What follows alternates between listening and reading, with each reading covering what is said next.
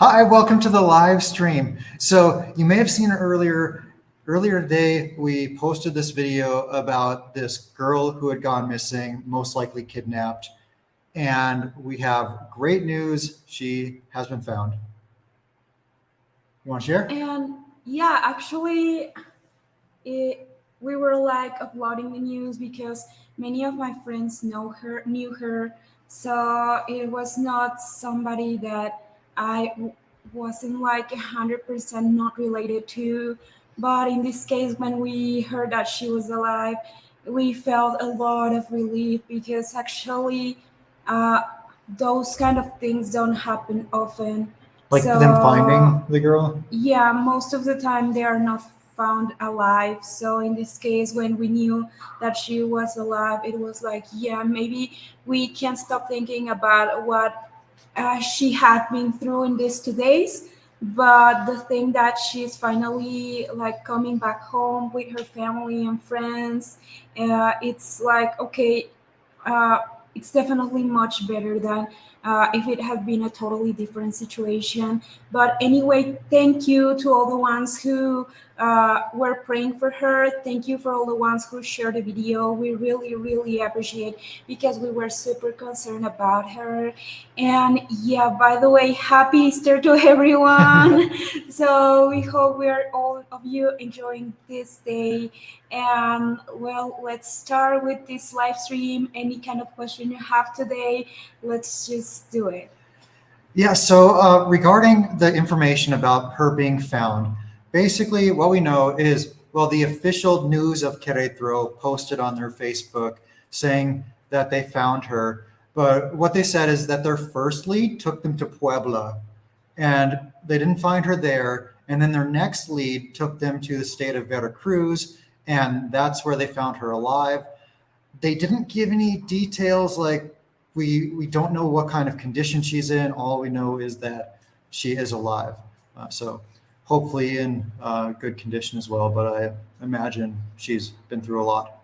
Actually, last night I was doing like a lot of research about her, and there were like into groups or Facebook or something. They were posting a conversation where actually a guy that was not related to her was mentioning her, that we could understand that he had her, but that was not official. So Oh. everybody was like, "How do you know your name?" Because she has two names. So she was like, "You'll have some news tomorrow." Actually, that was yesterday night, and he just posted, "You'll have some news tomorrow." So that was really weird because they still hadn't said anything about this person. Actually, I tried to sneak out and look for his Facebook, but I couldn't find his page anymore. And I don't know if he planned that or if he helped the police to find this girl. We actually don't know. But I mean, I still think that it's super, super good that she was found. Mike asked, when did she go missing and what were the circumstances? So if you didn't see the video from earlier today, basically she went missing on Friday afternoon at around 2 p.m.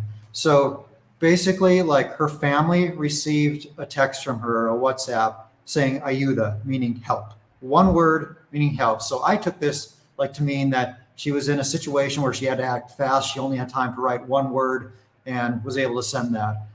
So yeah, that's the last she was heard or seen from. Yeah, exactly. And her car was found like late at night, but like alone at the east part of the city. And we didn't know more. But at night, I saw that conversation in some like Facebook pages where they were posting her photo with a conversation of this guy that actually was weird. Obviously, I don't know if they were related or not. Again, nobody knew anything about this guy apparently, neither her. And but he was mentioning something that you are gonna have some news about her tomorrow. So today, and she was founded today.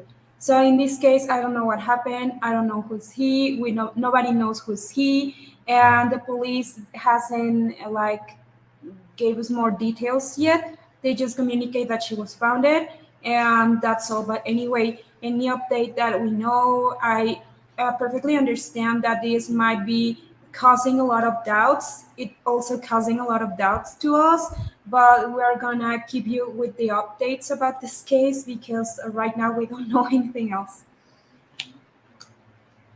Liza Jane, thanks so much for the super chat. Praise God, found on this Easter day, we prayed. Thank you. No, thank you. I really appreciate that. Thanks for your prayers.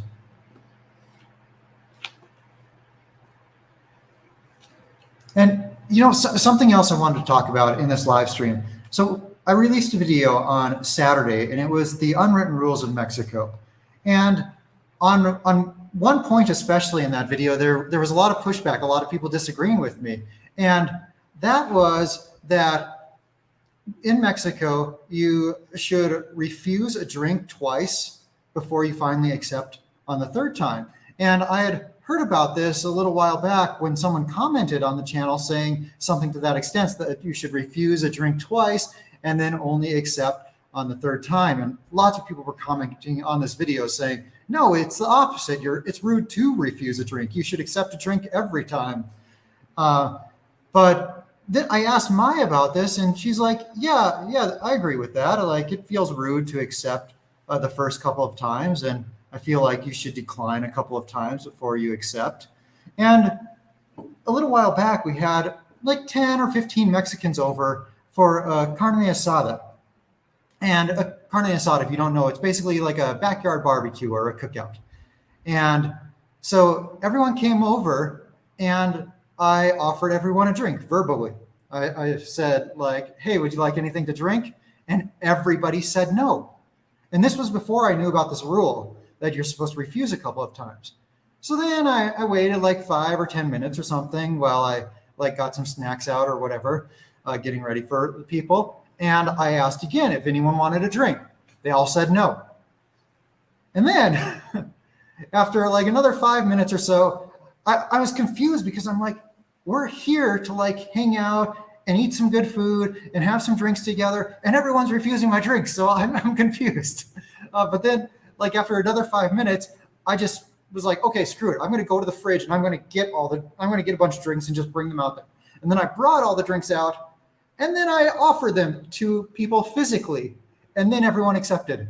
So I don't know. That's my experience. So, but a lot of people disagree with me that you should refuse a drink a couple of times.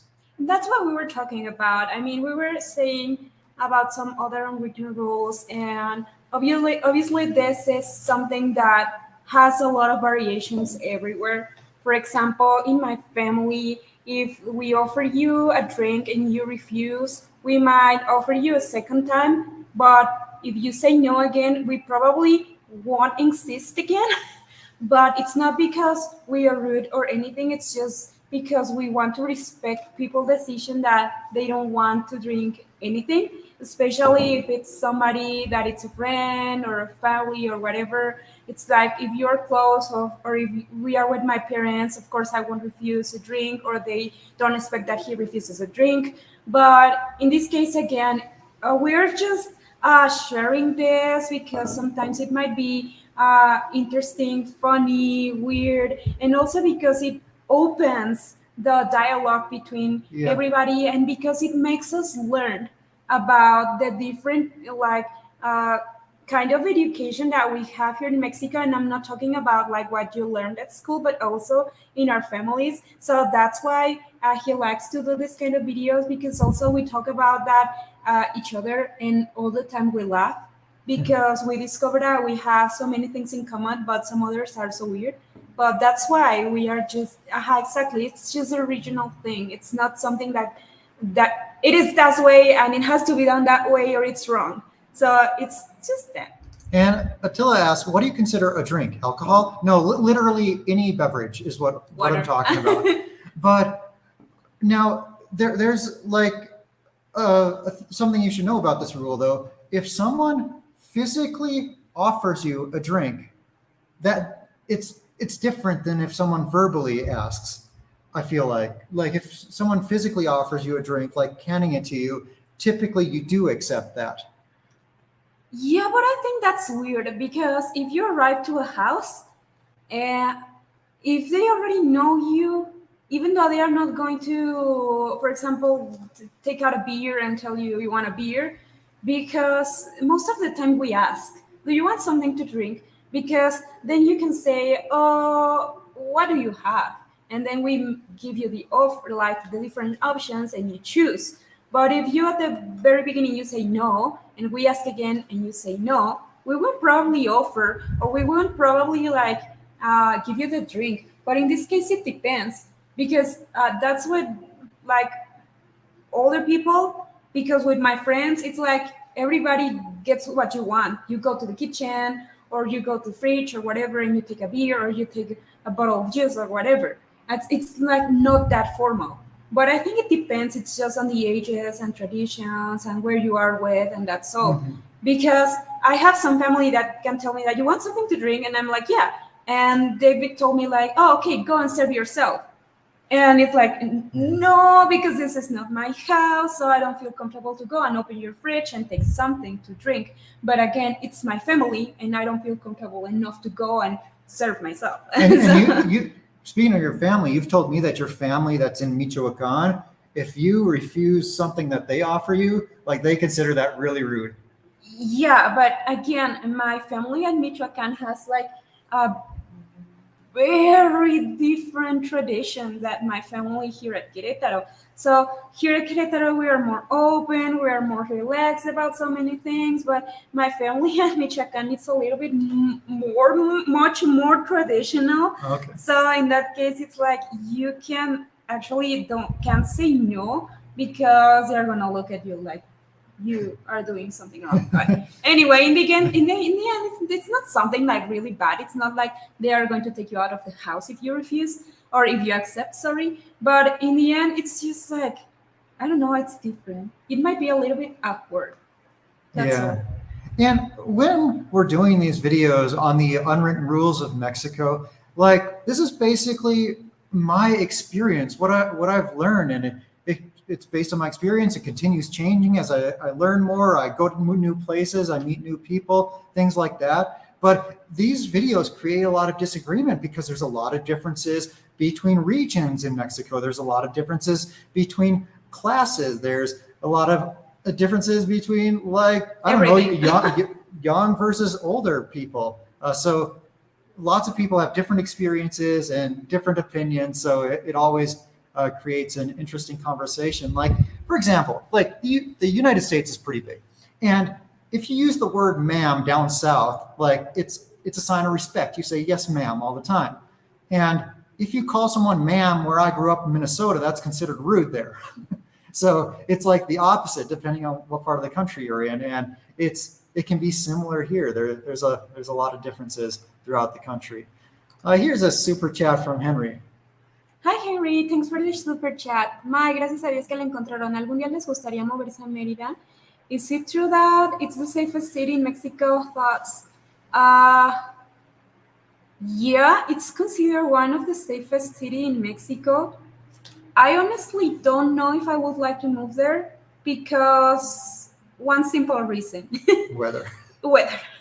I love Merida with all my heart. I love everything there. It's a beautiful city. Food makes me crazy, but weather it's horrible. I mean, it's not horrible, but I'm not a kind of person who's tolerant with warm weather. Yeah. And I went in winter and it totally felt like summer here, like a very hot summer here in Querétaro, and it was December. So I was I like, personally no. like the winters in Merida. And by the way, if you don't understand this, he says, "Thank God they found her. And someday, would you like to move to Merida?" But yeah, I love Merida, but to live there, I'm not sure. It says all these rules, so confusing. Yeah, even for me, are so confusing because I still don't know. Like I go to my grandparents' house and it's a rule, and then I go to my parents' house and it's another rule, and to to my friend's parents, and it's another rule. See, even within the family, the rules change. Yeah, here in Queretaro. I'm not even talking about my family in Michoacan. Here in Queretaro, it's super confusing. So he was asking me like, do you know some unwritten rules? And I was like, actually, we don't have rules. I mean, because they have a lot of variation. And we were like, okay, I understand your point, but it's so hard because I could give you 3 different versions, according to my experience as a Mexican, about the same rule. So, damn, it's so hard. Mark says, I can never move to Mexico. This drink stuff is way too complicated for me. No, it's not like this is something that if you accepted a drink when it was offered instead of refusing, that you would be seen as rude. But it's how I understand it is you more so decline a couple of times as a matter of politeness because the host is generally like required to offer you something to drink or eat. And also because in general, I think at least for people from my generation, obviously the oldest, we grew up thinking that if somebody asks you something, whatever it is, and you go straight to the point and answer, like, for example, where do you want to go and eat, Mike? And if I say I want tacos, for example, that's rude. So, or it's rude to say no straight, or I don't know. So here in Mexico, we go like, instead of going from point A to point B, it's like A, 8.1, 8.1, 8.2, 8.3, blah, blah, blah, blah, B. So we always make a lot of tricky things, and maybe it's like if people keep asking, we would say like, okay, I want tacos, but first it's like, oh, you know what, I don't know, I'm not hungry, maybe we should say that together. And actually that was something that happened to us in the very beginning. Yeah. It was like, what do you want to eat? And I perfectly knew what I wanted to eat, but I was like, you know what, I don't know, maybe we should talk about it together. And he was like, no, I really want you to choose what you want to eat. And I was like, no. So it took me a lot of time, especially with him. And he was like, Mike, you know what? I want you to tell me exactly what you want. But for me, it was like, no, because I grew up like giving a lot of explanation about the most simple things. But it's something that at least that happens a lot here in Mexico. Again, it's not a rule, but sometimes that's why it's hard to understand Mexicans. I think. Brenda asks, is it rude to show up with a drink? Absolutely not. Like if someone's inviting you over to their house, let's say you're going over there to eat some food. As a matter of fact, you should bring something. Highly recommend bringing a 6-pack of beer, a bottle of wine, Fruit. A bottle of tequila blanco. A dessert. Dessert and alcohol are always welcome.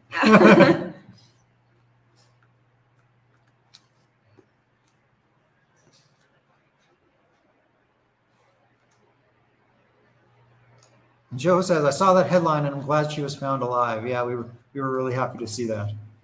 And thank you all again for everyone who shared that video, everyone who was helping out to try to look for her.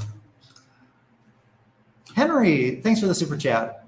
In yesterday's video, you mentioned something about striking a conversation with the housekeeper is not acceptable. Can you go into more detail? Yeah, so this is something I've been told that, like, first of all, like if you employ a housekeeper, that it's not socially acceptable to like socialize with that person in public, like go out to dinner with them at a restaurant or something like that. And I've also been told that if you're over at someone else's house that has a housekeeper, for example, you shouldn't socialize with the housekeeper. You could ask them like where to put your coat, where the bathroom's at, things like that. But to like start making conversation with them is looked at pretty weird here. This was another point where there was quite a bit of disagreement, and there were some comments on the video saying that, oh, that's only assholes who do that, or that's like the super rich who are acting like that. But yeah, it's just something I've been told, and also like the people I've known who've had a housekeeper, I've never seen them go out in public with the housekeeper. But actually, I don't understand. I mean, it's just different. It was weird to me when I saw this. Sometimes I'm asking him like, who are the people you spend time with? Because many of the rules have been posted. I'm like, damn, I've never heard of that here in Mexico, and I'm basically Mexican. I'm And in basically Mexican. and in this case, it's like you shouldn't talk with the housekeeper.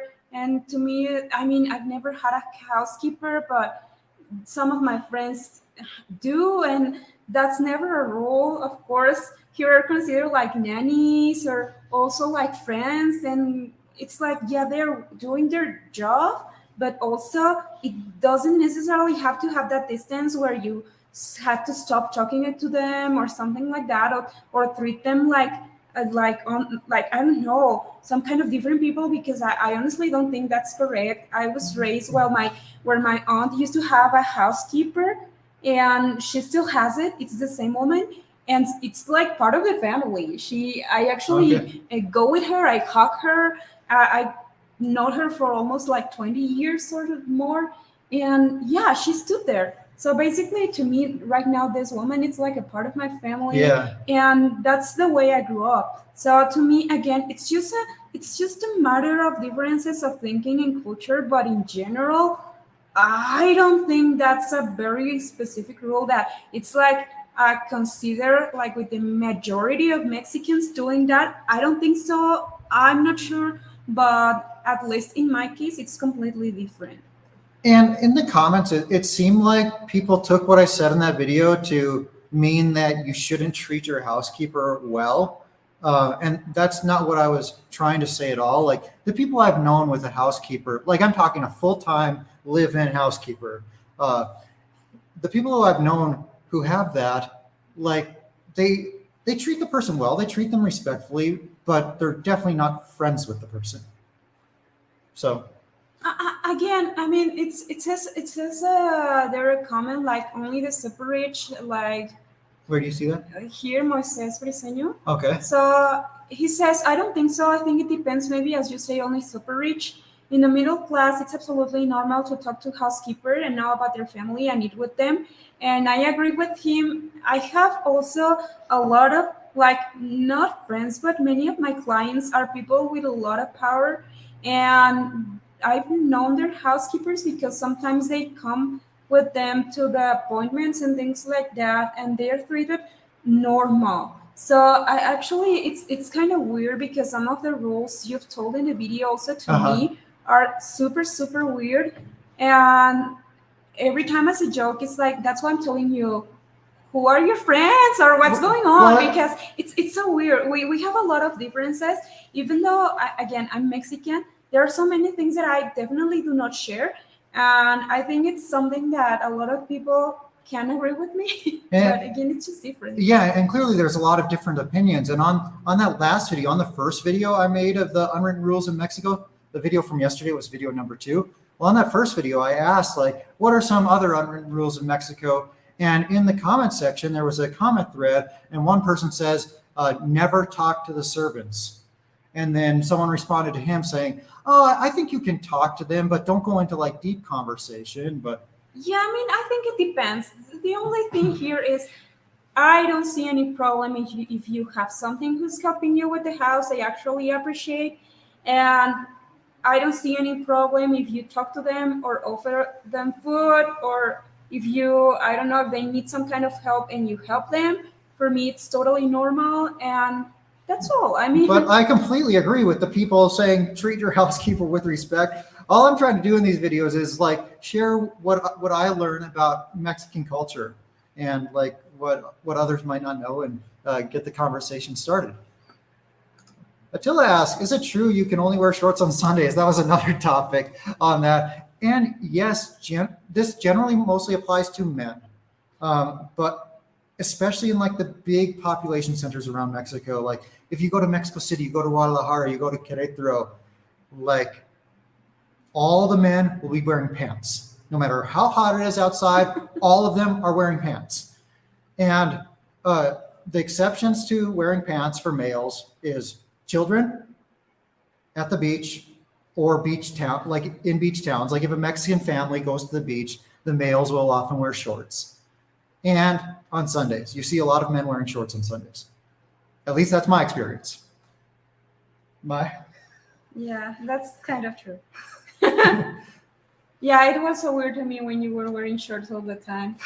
And I remember that one of my first thoughts, it's like, you don't have any jeans or something like that. But I don't know. It was just that the very first month I just saw you wearing shorts, and it's definitely not common here.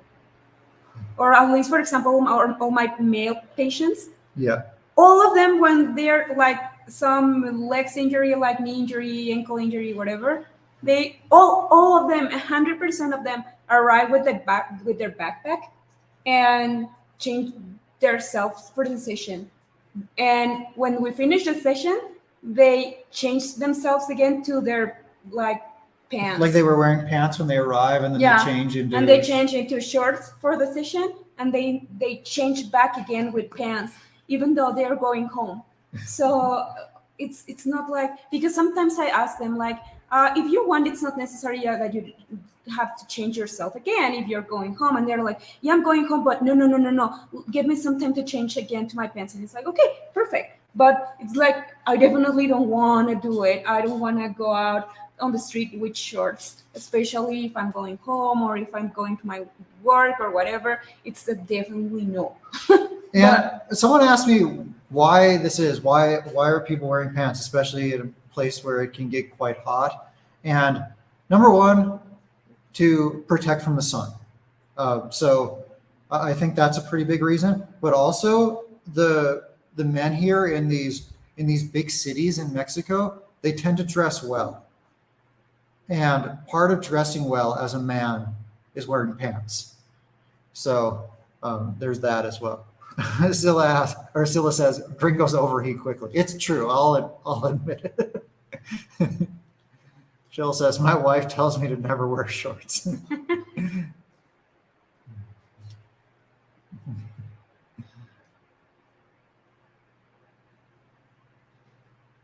I'm going to wear a shirt that says adult child and have shorts on. I like That's that funny. idea.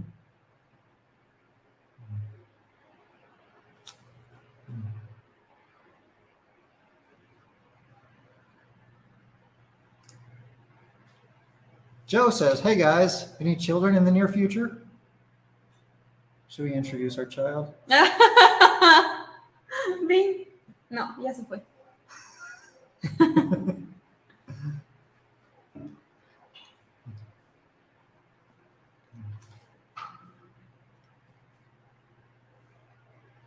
I don't have a wife or girlfriend to tell me what to wear. I don't tell you what to wear. No, you don't. But sometimes I have to change because you look gorgeous. And then I'm like, oh shit, well, you're dressed 5 levels above where I'm at. Like she'll be dressed to the nines and then I'll have like a frigging t-shirt on. Like, okay, I'll be right back. But I mean, that's just me. I'm super careful about how I look because I have a lot of patience, and to me, of course, it's not that I have to wear heels and a dress all the time, but at least look nice and I don't know, kind of elegant because that's my style. But I just think, what if someday, for example, of course I won't do it, but it's just something that I think about. It's like, imagine that someday I woke up, I don't take a shower, I don't like apply my makeup or my hair, and I just go out with my pajamas and we went to Walmart or whatever, and I found one of my patients, and I perfectly know that they are going to think like, of course it's a weekend. But in this case, it's like, I really don't want to give a bad impression, especially to people, because unfortunately, the way most of the time, and I don't think this is correct, but it is what it is, they treat you the way they see you, unfortunately. And obviously, I prefer like obviously it's not that I care much about what people say, or it's not that I'm going to wear what people want me to wear, but I prefer that somebody found me on the street and say, you know what, she's looking like nice, or she's looking feminine, or she has a good taste, instead of saying, you know what, she looks cheap, or I don't know, something really really really bad. So obviously, again, I don't think that's correct, like criticizing anyone's style, but to me it matters. So that's why every time you tell me let's go out, even though I'm wearing sport clothes or something, I'm always like super clean and match colors and things like that, but that's just me, it's not in general. Joseph asks, can you give an update on the girl again for the people who weren't here at the beginning, please? Yes. So basically, if you didn't see our video earlier today where we were talking about that this girl was missing, we said that she went missing on Friday at about 2 p.m. Her family got a text saying from her, I can't speak. Her family got a text from her saying, help, nothing else. And then that was the last time she was seen or heard from. Well, tonight, the government of Queretaro released a report saying that she was found in the state of Veracruz. So it sounds like she was kidnapped, and their first lead took them to Puebla. Then their next lead took them to Veracruz, where they found her alive. We don't know anything more about her condition, though, just that she's alive.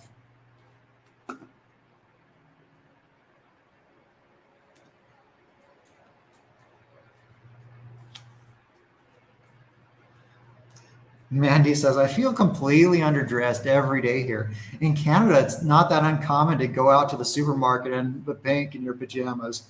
But here, everyone looks very put together. Yeah, people don't typically go to things like that in their pajamas or anything.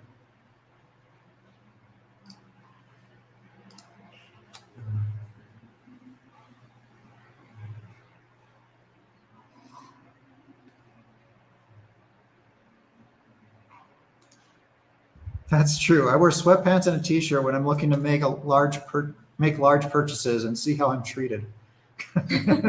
Just for fun. Luis says, wow, Veracruz, that's crazy. I'm glad they found her. Yeah, I was surprised about that too, that they already had her in Veracruz.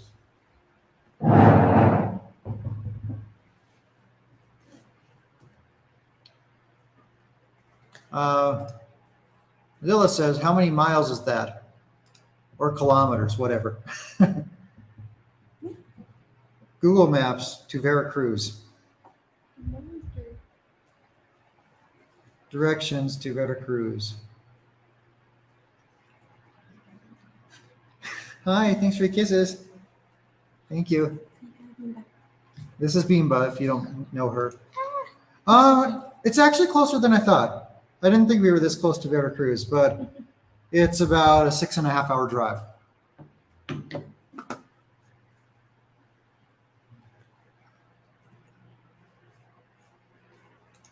How old or young is this girl? Well, this girl is one. The one who went missing is 28. Look at that cute freckled pup. Yeah, we love our freckles. Kisses. Liza says, is Isla Mujeres good for a 4-day trip? Yeah, I think that'd be great for a 4-day trip. Beautiful place.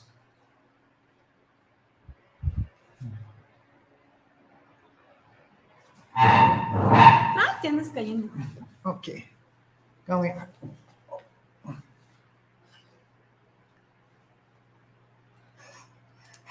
The found girl.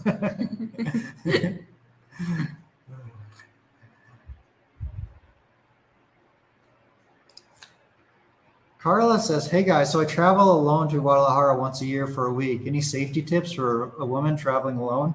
Yeah, by the way, we were talking about this case this morning, and actually we recorded a video with a lot of safety tips we have, especially for women if you're traveling alone.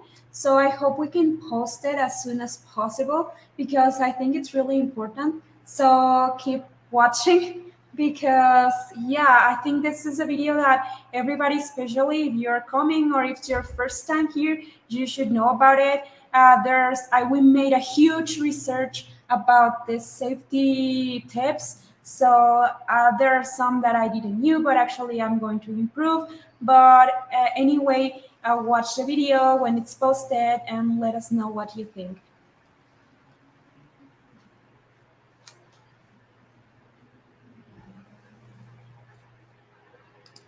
Keon says, there's more to the story. Bet U.S. government, or bet the U.S. got involved. Police don't work that fast in Mexico. I I doubt the U.S. got involved because it was a Mexican that was missing. It wasn't a U.S. citizen, or she wasn't a U.S. citizen, I should say. Uh, but yeah, I think there was a lot of pressure on them to to find her.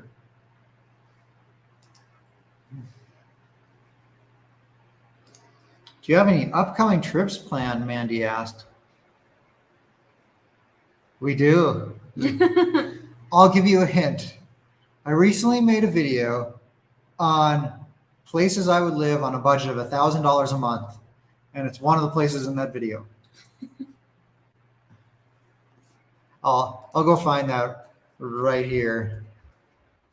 Maybe while I go find it, you can answer another question if you would like. Any international travel? Not yet, I think. We've been talking about a lot of places we would like to go together, but nothing like specifically planned right now. Yeah. Okay, so I'm posting in the chat right now the video of places I would live on $1,000 a month. It was a recent video that we put out. Luis says, "Oh, I bet it's that mountain town." We'll see.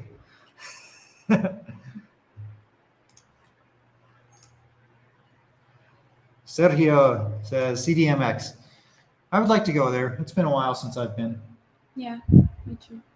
It has so many good things. I will never live in Mexico City, but it's a place that I really enjoy. Like just going there, To doing visit? some things, visiting, coming Yeah. back, and that's all. I mean, it's a city with an almost unlimited number of things to do.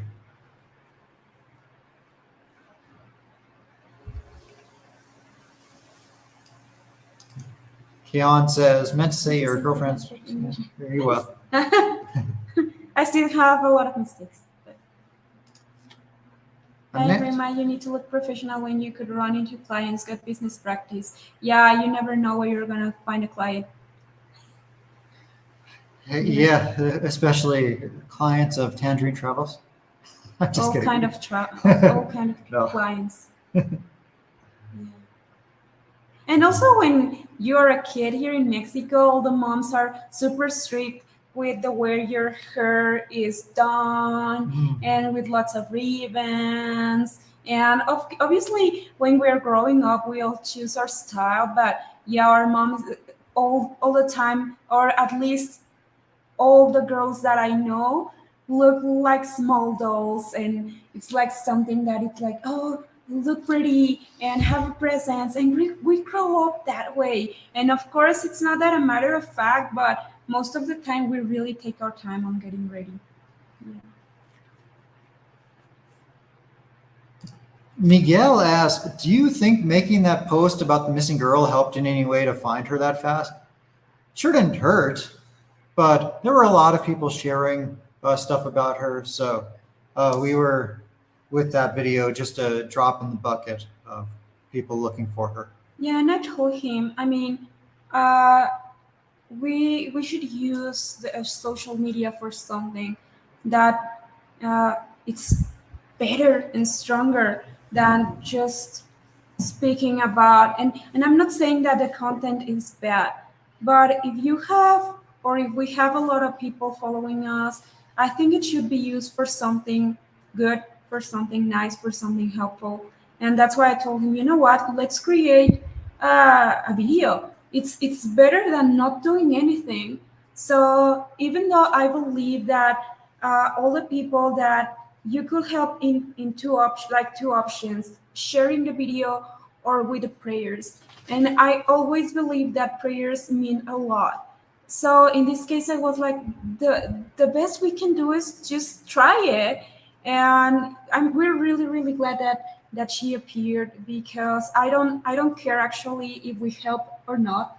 At least we tried, and that's something that makes me kind of feel proud of ourselves, because um, again, I've always told him that it was, if I was going to become part of the channel or something, I would I wanted to help people. I wanted to do much more than just sharing culture or trips or something like that.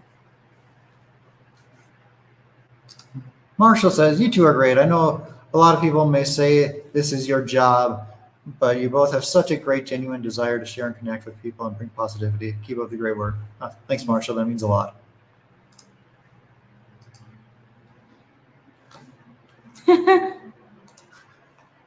Gracias. Carla says she always looks very pretty. Thanks.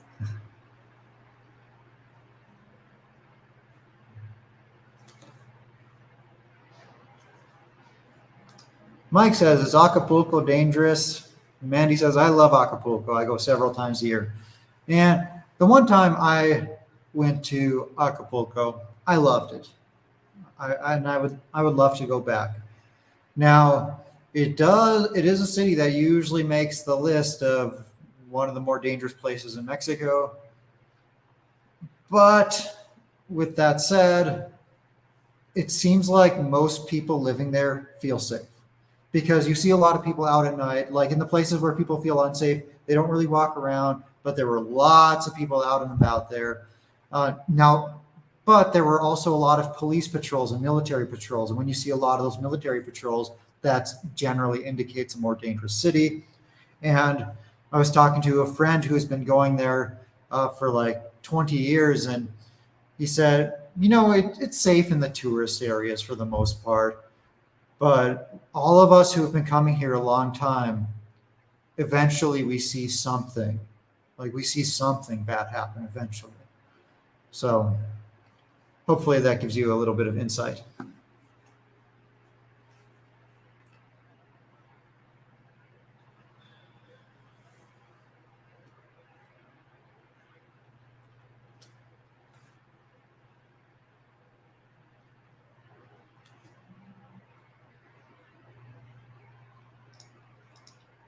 Kate says it's an amazing blessing she has found, and Tangerine Travels community help. Yes, thank you all so much.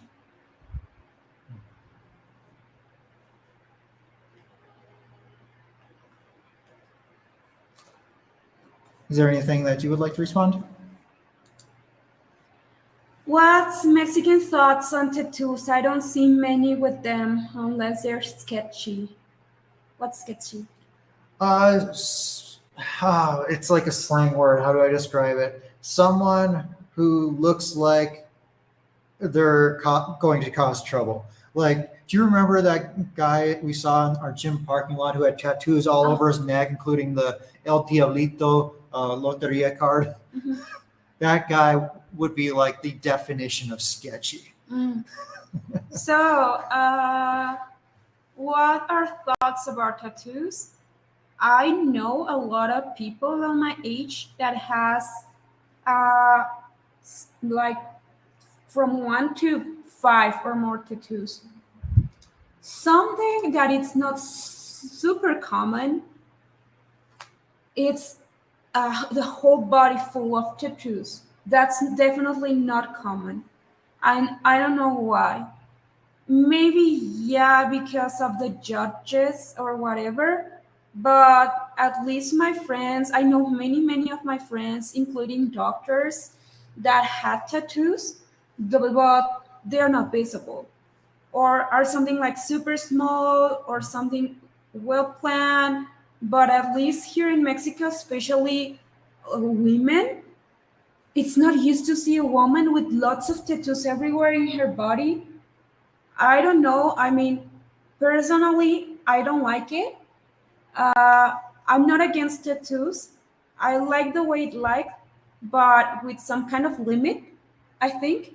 because again, I have my own style, and my own style is elegant. So elegant plus a lot of tattoos definitely don't match.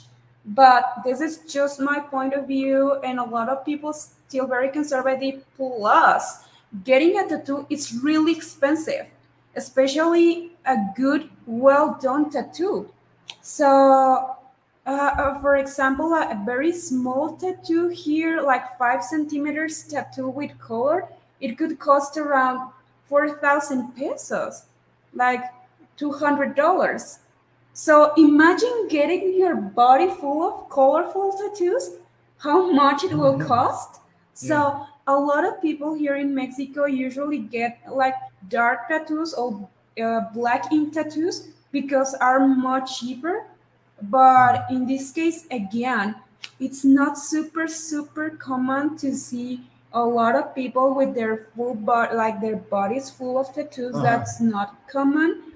And I don't think actually it's like really good, well seen, or like really 100% accepted. I don't know. But yeah, we respect it.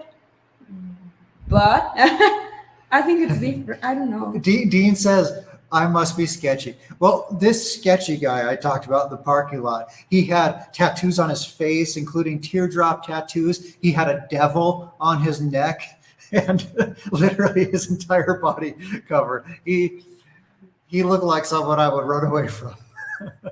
Yeah, it's scary. I don't know. I think that obviously when somebody talking about a man or a woman has a lot of like tattoos in their bodies, it obviously keeps your attention.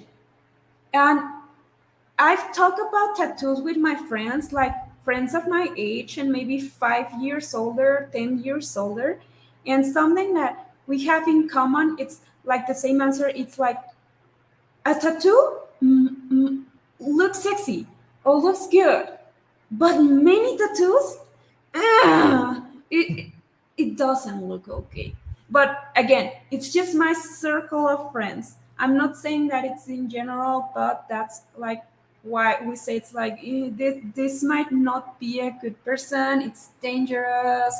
Or in the And woman, isn't in a the lot of case of the times, woman, it's like she might like it. She might not be taken seriously if she has a lot of tattoos, but because again, like lots of women, especially, uh, not a lot of women have their own businesses, like where you can get tattoos and nobody's gonna tell you anything. But if you're, as a woman, want to work in some kind of company or whatever, at least you have to get your tattoos covered, and or not super visible, or not having your full body with tattoos. So it's really hard to see a woman with full of tattoos here, and like asking my male friends, it's like I honestly wouldn't date or marry a woman who's full of tattoos. But again, it's just the opinion of my friends. I don't know about the others. Miguel says sketchy means something like sospechoso. Oh, okay. Henry, thanks for the super chat. And Jordan, have you checked as to how much tickets cost for the Canelo fight in Guadalajara? Ojalá It se might be pueden expensive. ver la pelea en vivo o en bar. I like I that. haven't, but I should. That's a great idea, Henry. We should go to a bar. I'm going to text you. Check Canelo ticket prices. I have one, not visible. Yeah, I have one too. But I mean, it doesn't matter. I mean, again, I'm not against tattoos, but again, I think it should have a limit, and that's all. But again, everybody can do whatever they want. I don't think having a tattoo makes you a bad person, but I honestly don't like a man or a woman like all covered with tattoos. I definitely don't like it, but again, it's just my opinion. And I've heard this before that here in Mexico that it's like a sign of like that you might be part of a cartel or something. But Andre says tattoos are not popular because there are Salvadorian gangs that use it as a way to count killings, and Mexico is close to El Salvador. Yeah, but I think the thing that at least so many people makes you think about getting a tattoo, it's the cost. Again, are super expensive. So I honestly can't imagine every time I see a pic of someone full with tattoos. It's so weird because it's like, damn, you really spent lots of money on getting your body that way, because it's definitely super expensive, especially the one with color.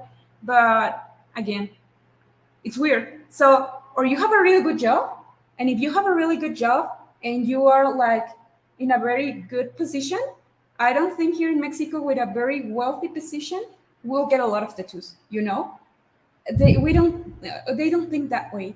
And if you have a lot of tattoos but you don't have a wealthy position, then you're considered like suspicious. Yeah, like maybe you're not doing something right here, right? But again, it's just about what's getting a tattoo involves. It's a lot of things. But JG says, just saw the title. So glad the girl was found. Yeah, she was found in Veracruz, which I was very surprised about. they ask you, what do you think about tattoos? Where's that question? Mimi, what do you think about tattoos, Jordan? I don't have any, and I'll never get one. I don't like them for myself, and I I'm generally not a huge fan of them. It's not something that will cause me to like avoid someone unless like it's the guy I described with the face tattoos with the teardrops at the devil. Like that'll make me avoid you. But I mean, it's something I generally just try to look past, not pay attention to. But I don't like tattoos, and I'll never get one.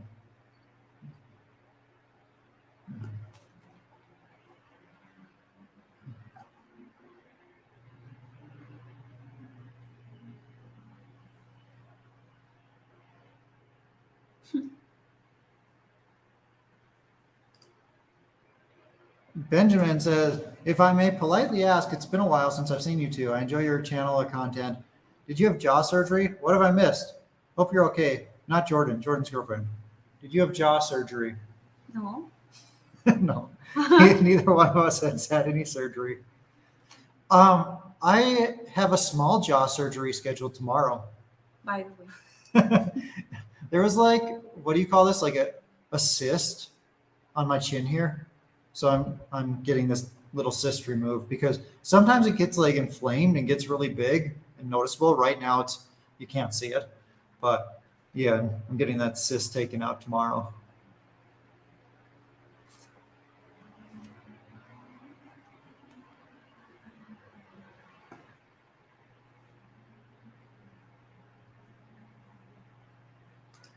We should go to Monterrey. Yes. I've been asking you that for almost a year. I'm a huge fan of Monterrey. Yeah, I'd love to go. And we will. I just don't know exactly when. Yeah, we have a lot to do. A lot to do. Have you seen any UFOs? There are so many reports filed in Mexico, it seems. Yeah, it's pretty common. Have you ever seen any? Yes. No, I have not. Common. Yeah.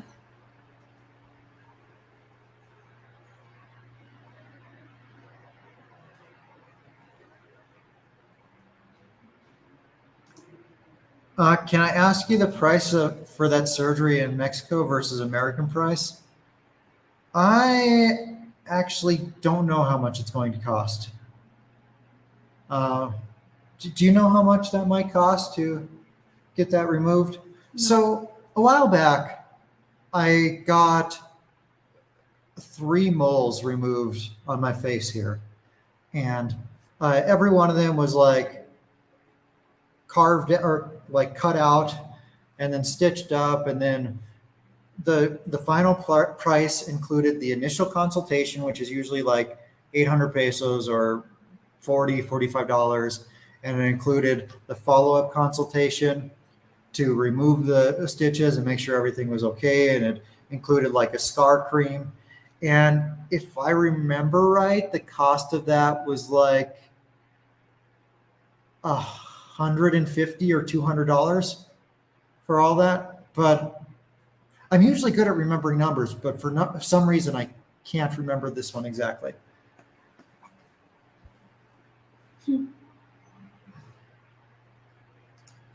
One of the Kardashians say, "Why would you put a sticker on a Bentley?"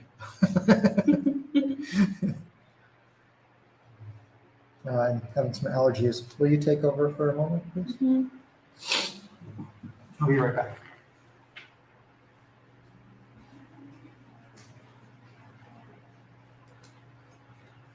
Erika says that I don't speak English well, and actually I don't. But I think you might speak English better than me. So if you want to teach me, I would really appreciate. So thanks for the comment.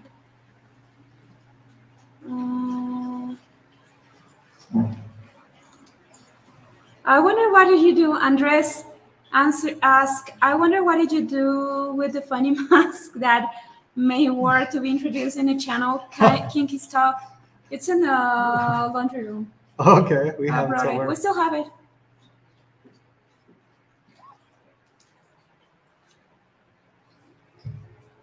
Hope to see you. Okay, so you haven't met this guy. And his throat.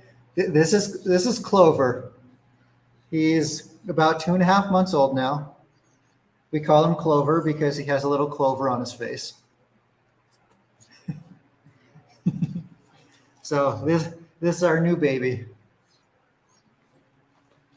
Him and Bimba play all the time. Oh, I can't lower it anymore. He looks a lot like Laska. Actually, my mother said it's Laska's son, but he's not. He's super small, actually. And he wants to go to sleep. Okay, you can sleep here.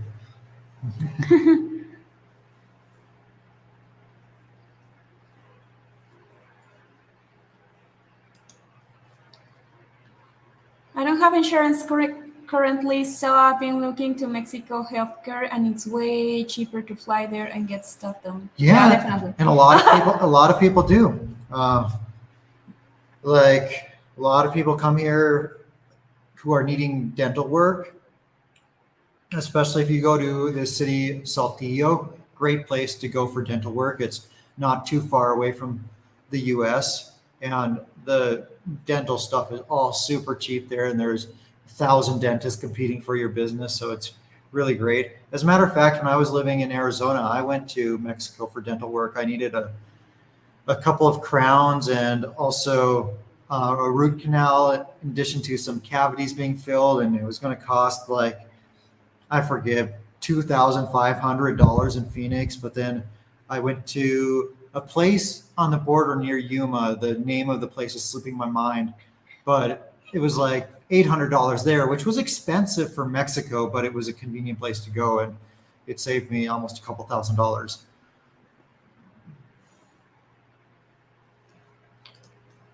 What's the breed, Andres asks? He's a Siberian Husky. Who's that Siberian Husky?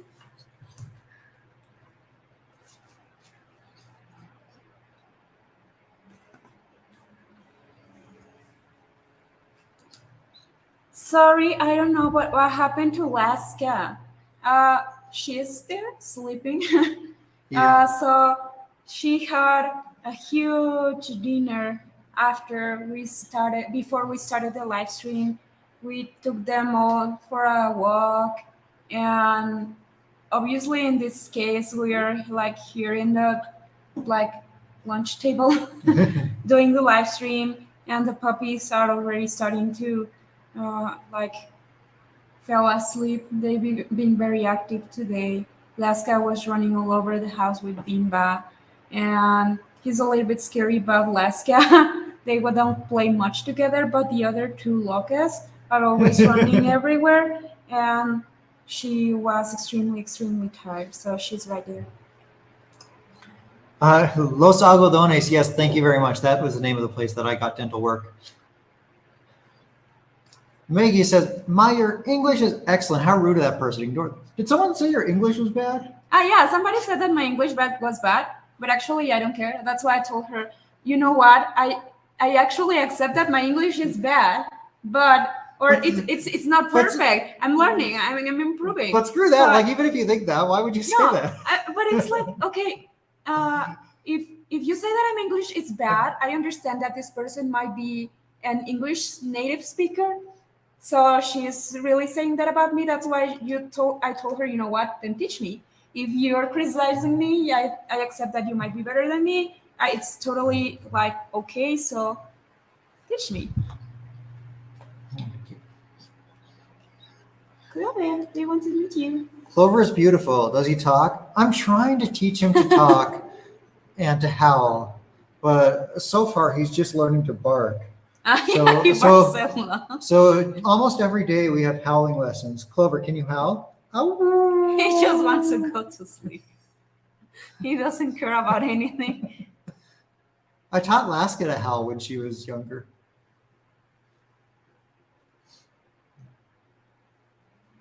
How is it bad? It's amazing. Thanks.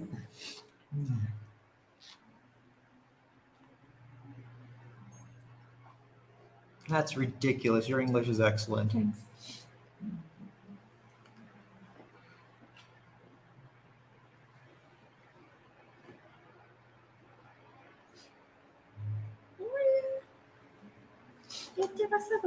What do you think is the safest place to live in Mexico, Mai? Ya no sé. I don't know. People say it's Merida. People say it's Merida. I was going to say Queretaro. I don't know anymore with all that happened recently with this girl, so I don't know. Robert, tus orejas están muy sucias, guacala. Huskies are usually very chatty. Yeah, they usually like to talk. I want him to learn how to talk like Laska did. Like Laska would always be like, whoa, whoa, whoa, whoa. It was cute. Way cuter than barking.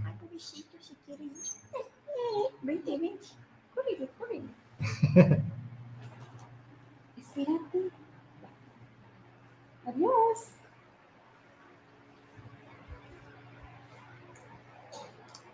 Carla says, I agree with that person that your English is great, Maya. That was so disrespectful, that person criticizing your English.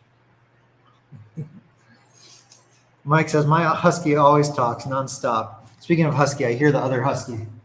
She just woke up. Alaska.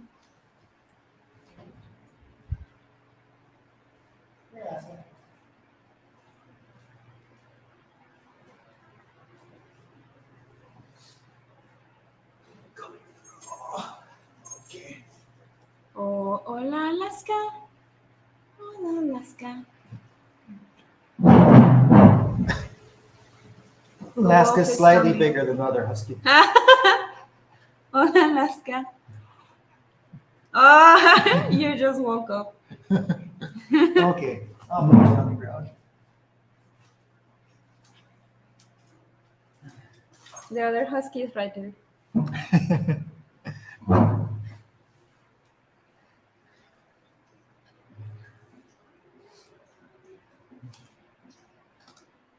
Connor says Mexico City Airport added the same customs section for U.S. and Canadian citizens recently for automatic 180 days. Oh, I didn't know there was a possibility of an automatic 180 days, but that's pretty cool. That's the first I'm hearing about that. I knew that, like, basically they used to pretty much give everyone 180 days when coming into Mexico. However, they went through a phase last year, I think it was, where they were giving a lot of people less than 180 days, sometimes even just a few days. But now it seems they're back to giving most people 180 days visa-free when they come in. Wait, you have 2 huskies? Oh my God, let's see. Yeah, like one day it dawned on me that now we have 3 dogs. And I was like, how'd that happen? Yeah, because I told him, we should have a family photo, the 5 together. And he was like, wait, we are 5 What? now? There's 5 of us? How did that happen? Like I was honestly in shock. But yeah, we have a huge family. Laska ya está viejita. That's why she needs more sleep. Yeah, she's already old. She's old. She's over 13 years old now. But we changed her diet, and I started cooking for her. It seems yeah, for a week ago, And and since then she's been eating like crazy. She wants to eat every half an hour. yeah, she loves the Otherwise, same she's food. barking and she's running all over the house like crazy. And we're like, no, no, no, no, no, Leska, be careful because of your knee, be careful because of your back. And she doesn't even care. But she's running and jumping all over the sofas, and she wants to pull when we're walking. So we saw a huge improvement with everything we've been doing for her. Like she's running right now with everything like we've been doing like the diet change, and we Laser made treatment. laser treatment. We made like I don't know, like 12 more. Like New supplements. yeah, but how much food we cooked yesterday? Oh, It's like there was so much food. So, but she was starting to get really picky, and she wouldn't eat anything, like not even a piece of turkey. A lot of times she would refuse like a piece of turkey. And she will absolutely not eat kibble anymore.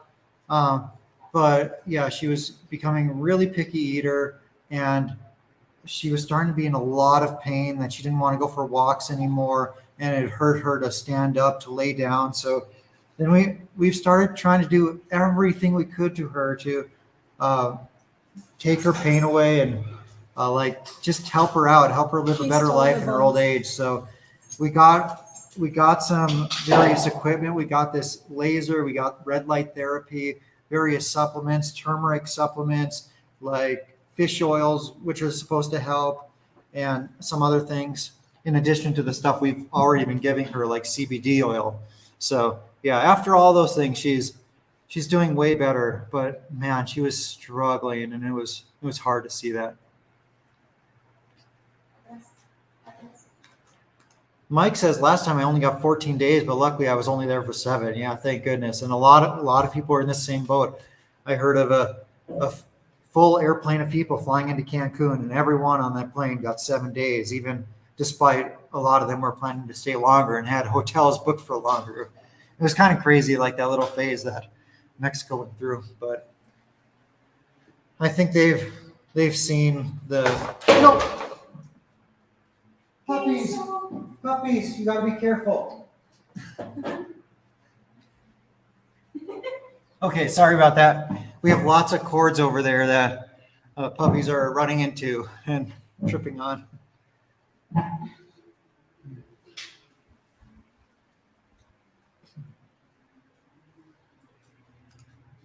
How can you hug dogs like that? Aren't they stinky? Do you constantly clean them? So dogs do have a certain smell. After you live with them, you don't smell that dog smell anymore. But actually, we clean them pretty often. We hire, well, you hire that pet cleaning service Yeah, that they there was a mobile dog groomer that came to the house. Was it yesterday or the day before? Yesterday, they and uh, gave Bimba a bath, cut her nails, brushed her very nicely. They did a great job. Gave her a little bandana when she was done, and it was 300 pesos, or at the current exchange rate, about I think $16. I think you're having allergies because of the wind. Yeah, it's really windy outside, and I'm getting some allergies.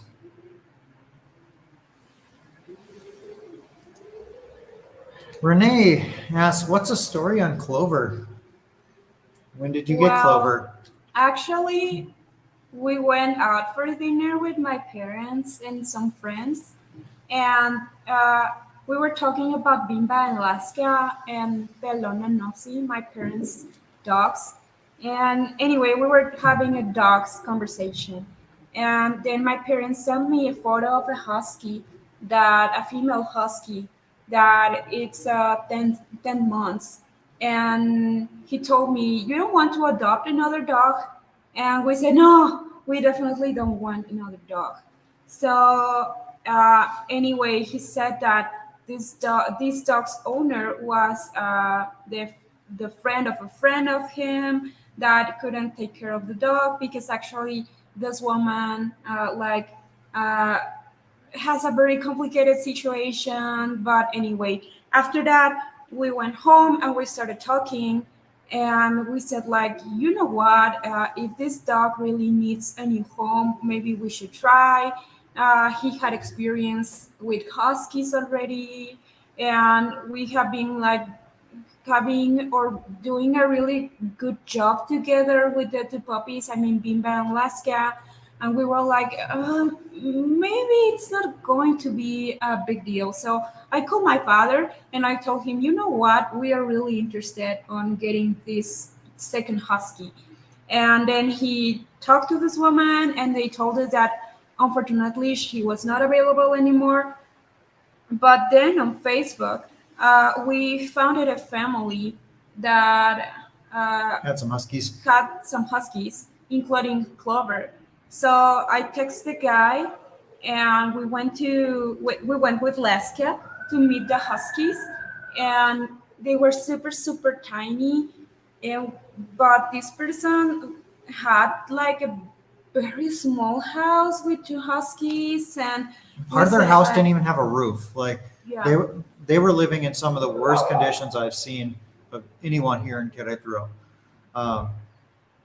But anyway, we were like, okay, let's just be rational because we have to think it twice. Maybe it was like something in life telling us that we shouldn't adopt a second dog, like second husky, because we didn't found available the other one.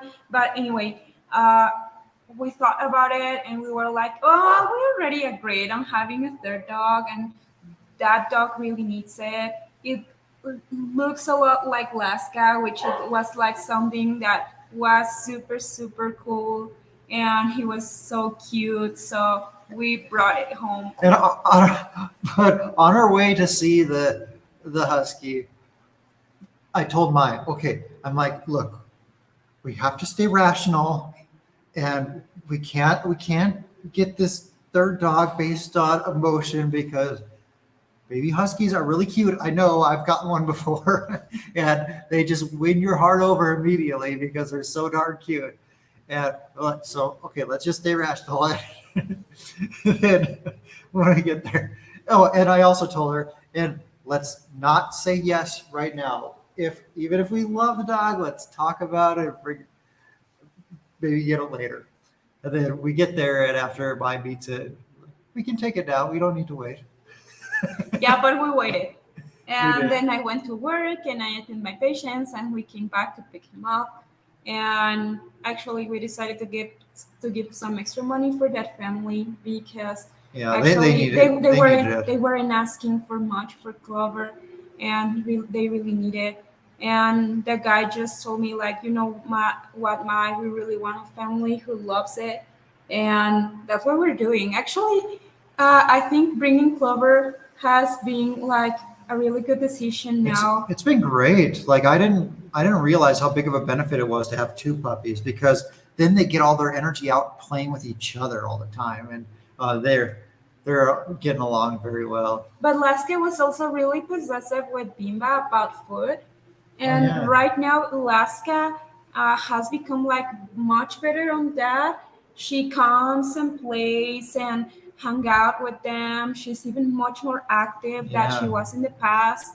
So I think the third dog here like broke up that feeling of that she had some kind of competition. I think there was too much And- feminine energy in the house. Yeah, and he's a male, and right now he's just going everywhere. She's just going everywhere, and yeah, we are actually getting already used to the puppies, but it hasn't been easy.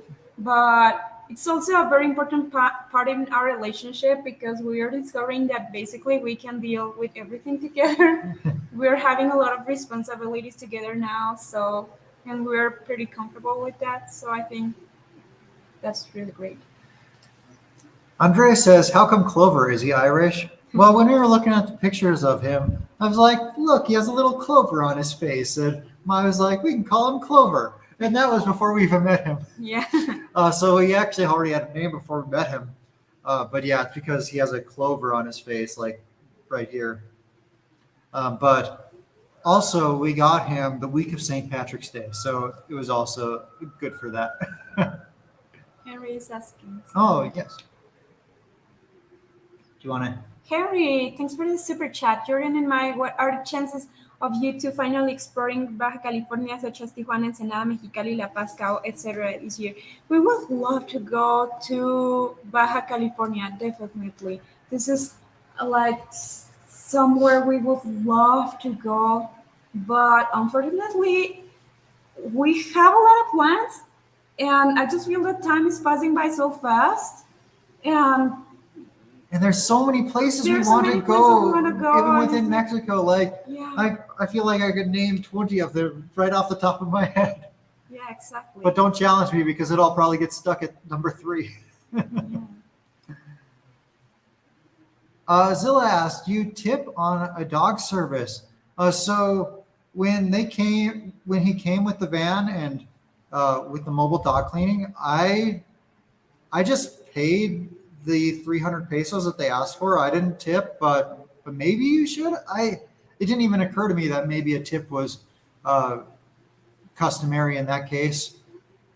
Any idea about I honestly don't whether know. you should tip in that situation? I don't know.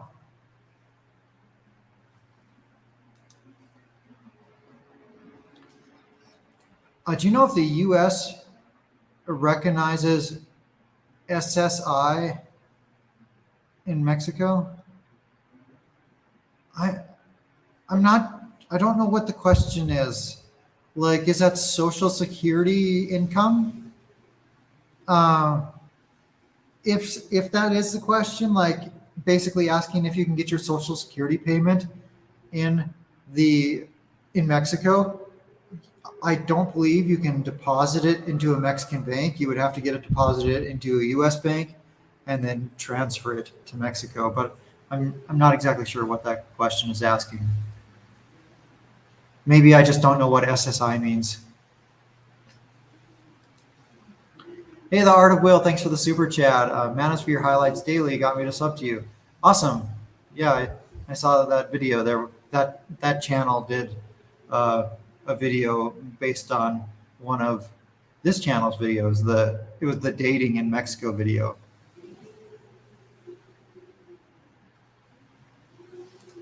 Mark says the Supplemental Security Income Program provides monthly payments to adults and children with disability or blindness who have income and resources. And is that a U.S. program or is that a Mexico program? I guess I'm not familiar with that.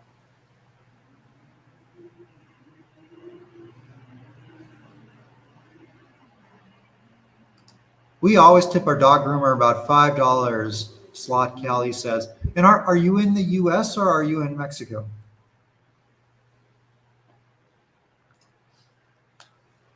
Dee Dee says, Alaska is probably going to really benefit from a puppy. I'm super stoked for all of you.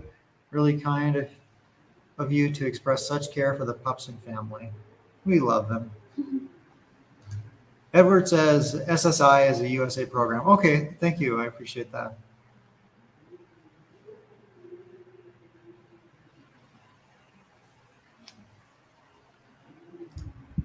Cecilia says, if they look down at the money and start counting and frown, that's a sign to tip. Okay, he did not do that. He just took the cash and said thank you.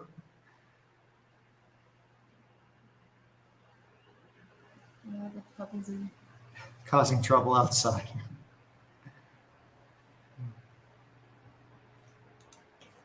Are there any customs regarding dinners with the family? I've been dating my boyfriend for 2 years and I'm told not to worry about anything, but I always feel I'm ignorant of something I should be aware of. Okay, customs regarding family dinners in Mexico.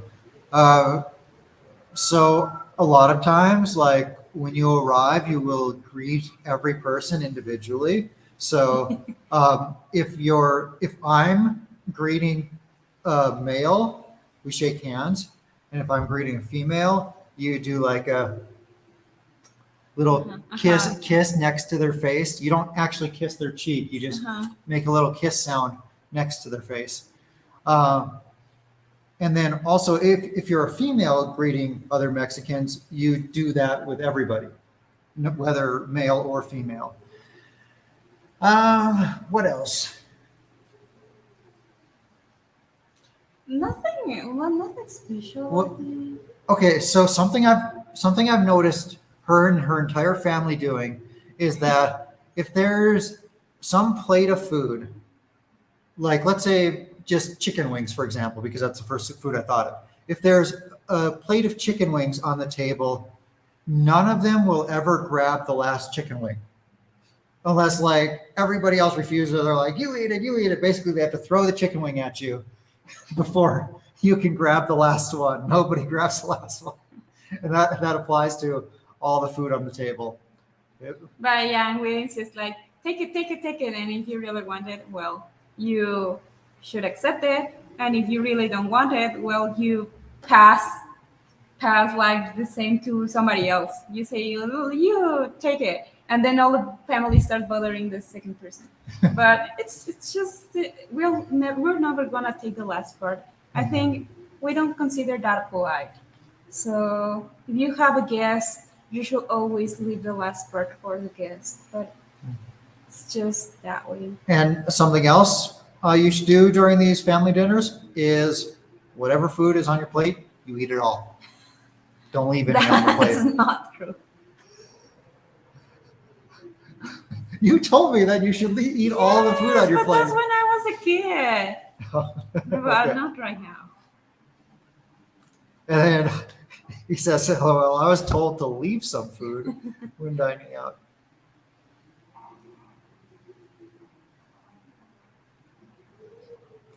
Cecilia says, "You must maintain a domicile in the U.S. for Social Security or social.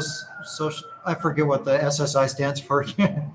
It can get complicated. They are trying to lock down on veteran benefits as well." Yeah, so like there are address services you can use. I have a couple of them. I have an address in Utah and I have an address in, sorry, I almost gave you all the finger accidentally. And I have an address in one of the Carolinas. Oh, and in South Dakota. I actually have 3 address services that basically give me a US address that I can use as my domicile. Now, sometimes they don't count these mass address boxes as a domicile. However, one of them does because it's my lawyer's office in Utah. So basically that acts as my official domicile a lot of times. And that might be something you can look into.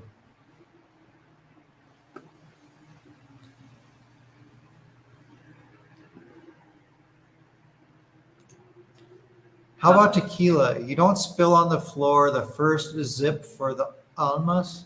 The first zip for the almas? What's that mean? For the souls, but I don't I don't understand. really understand.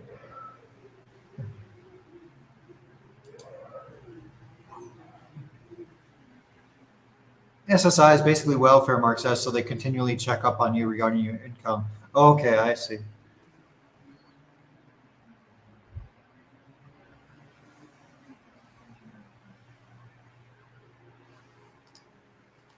My Mexican wife's family wouldn't allow me to get out of my chair. If I needed a beer, they yelled for her to get it for me.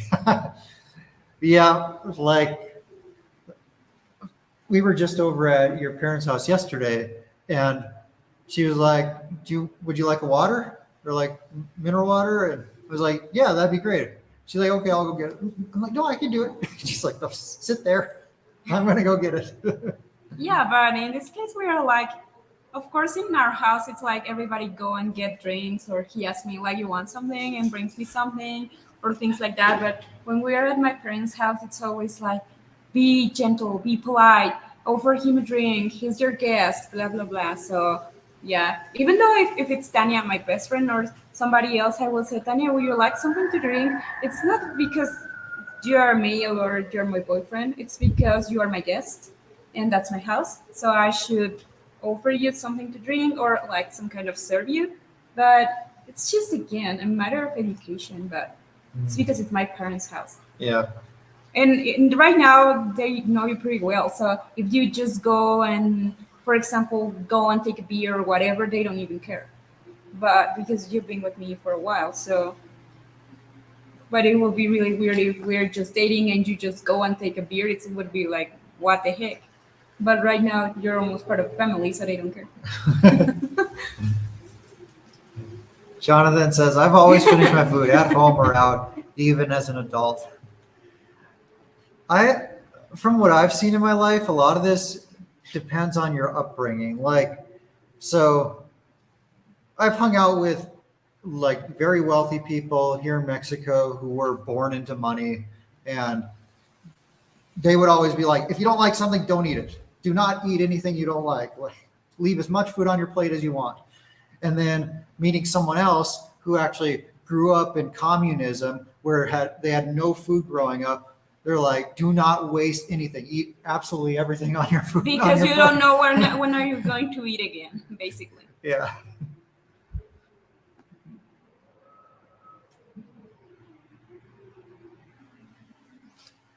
When visiting my Mexican wife, I would forget to greet everyone since we weren't used to being so formal amongst family.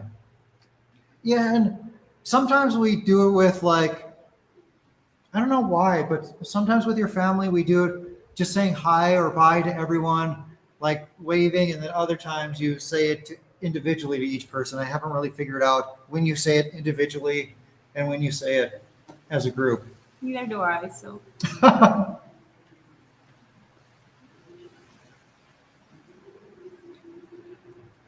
What's your favorite non-alcoholic drink in Mexico? The one I order the most often is probably a naranjada. Basically, it's like a lemonade, but with orange. Agua de garambullo, agua de maracuyá. Cualquier agua de frutas, ¿no? It's good. It depends on who's making it. Sometimes they make it with a lot of sugar, and I don't like that. Obviously, but the places that make it with fresh fruit and don't add a bunch of sugar, I like it. I like those aguas frescas.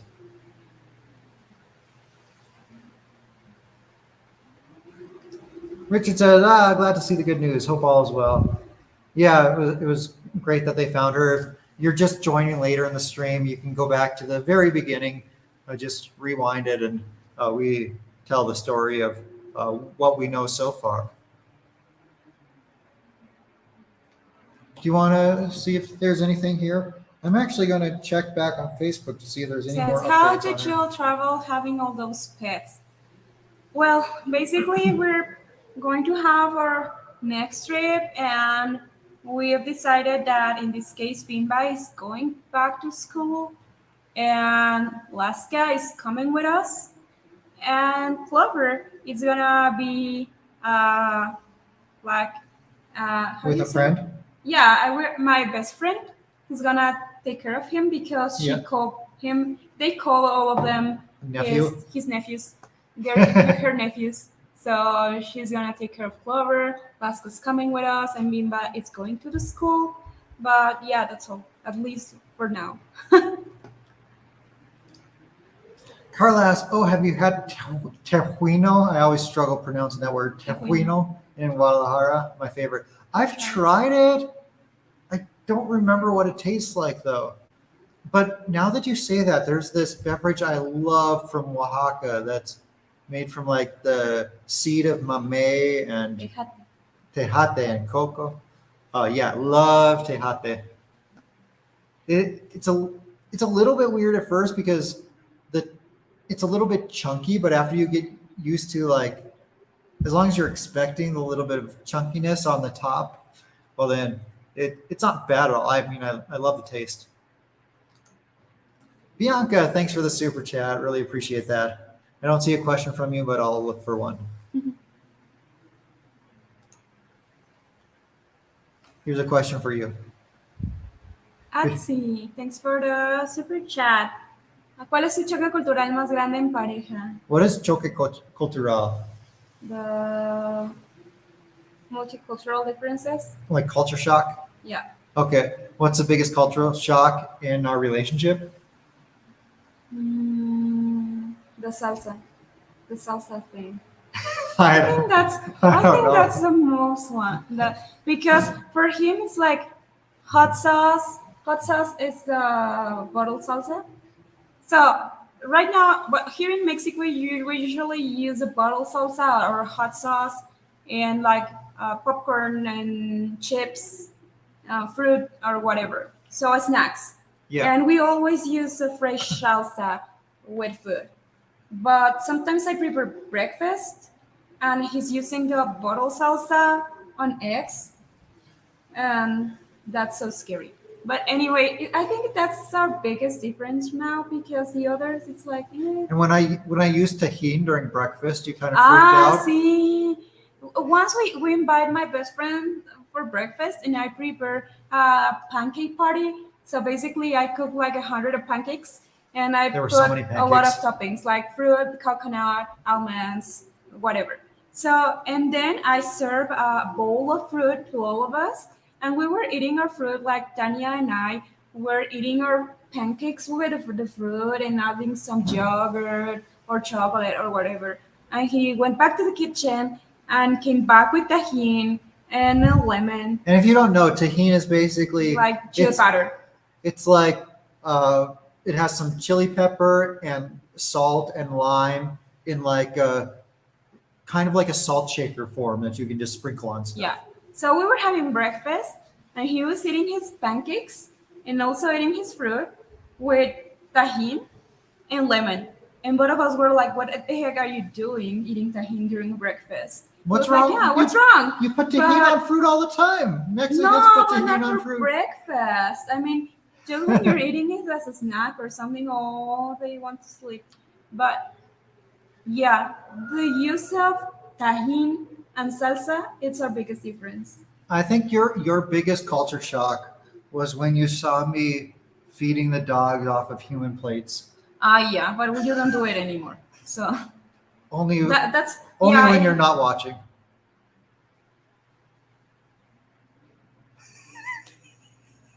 no comments.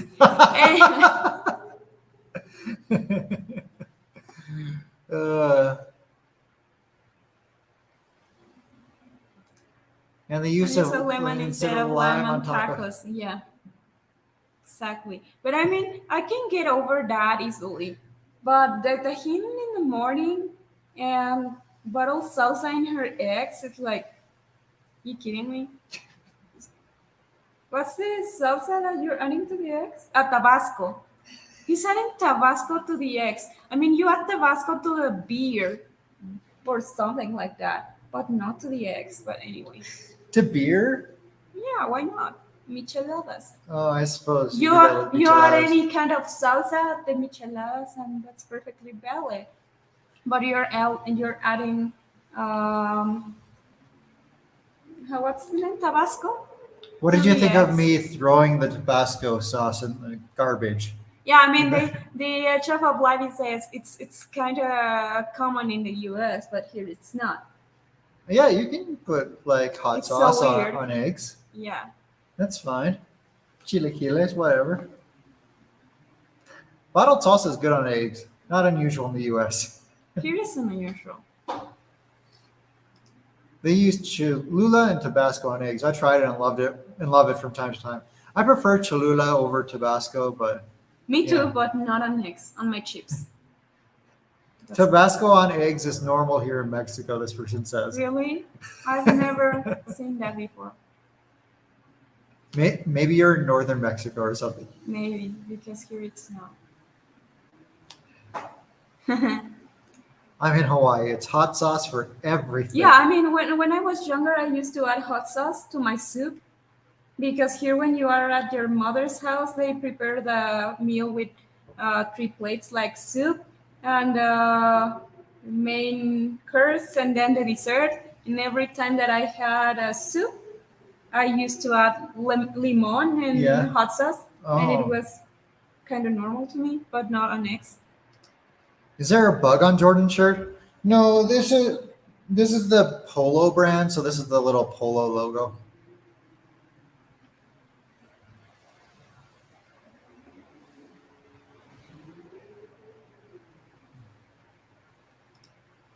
Bianca says, hey, so we're looking to Queretaro next year with 2 kids. We're looking at the JFK International School for both girls. Do you know much about it? If it's a good school and a good area, Jurica? Do you know anything about schools here in Queretaro? I don't know anything about the best schools. I honestly don't know anything yet. Did you go to any good schools? Yes, but there are so many different kind of school, and I think the John F. Kennedy it's a bilingual school. That's the only thing I know. But you ask about Jurica, and yes, it's a good area. It's a good area. I don't know anything about the John F. Kennedy. I think I know someone who studied there, and he was really smart. He had like really good grades. Uh-huh. So I think they kind of respect also a lot of the culture in the U.S. and the how do you say the special dates Like the holidays? the holidays, the U.S. holidays. Okay. I think that schools respect a lot that, but I'm not sure. I think so.